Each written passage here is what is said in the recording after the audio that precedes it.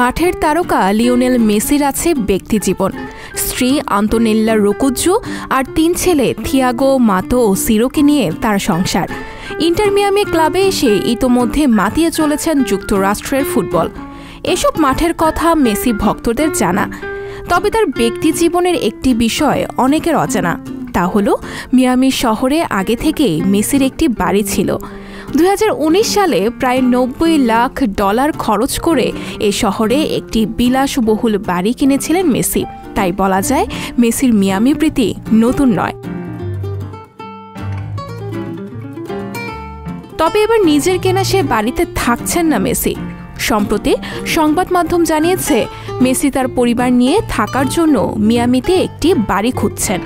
এর মধ্যে ইন্টার মিয়ামির মাঠ DRV-PNK স্টেডিয়ামের 25 মিনিট দূরত্বে একটি বাড়ি তিনি সপরিবারে দেখেছেন।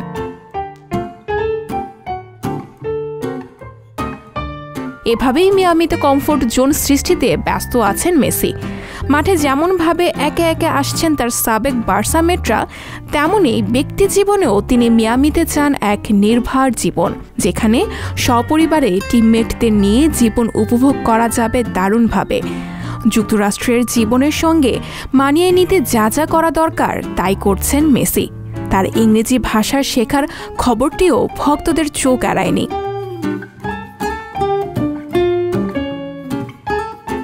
তাই সবকিছু মিলিয়ে ফুটবল জাদুকর আছেন ফুরফুরে মেজাজে। ক্যারিয়ারের পরন্ত বেলা বলে কোনো কথা যেন নেই মেসির অভিধানে, বরং নতুন ক্লাবে এসে তিনি এখন তারুণ্যের মতোই উজ্জীবিত। তবে সব নির্ভর করবে মাঠের মেসির জাদুকরি বা পায়ের নৈপুণ্যের উপর। সামনে চ্যালেঞ্জ আছে ক্লাবকে শিরোপা জেতানোর। সেই সঙ্গে আর্জেন্টিনা ভক্তরা আগামী বিশ্বকাপেও দেখতে চান এই প্লে মেকারকে। আরও সহজ করে বলা যায়, ভক্তরা চান মেসির হাত ধরে আরেকটি বিশ্বকাপ শিরোপা পৌঁছে যাক আর্জেন্টিনায়।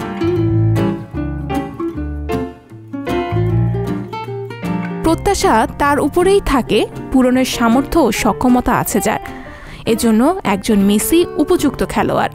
তার মিয়ামিকে ঘিরে ব্যক্তিজীবন সাজানো তার ভবিষ্যতের স্বার্থেই এটি নিশ্চিতভাবে বলা যায়। সঞ্চিতা শম্পা, সংবাদ প্রকাশ।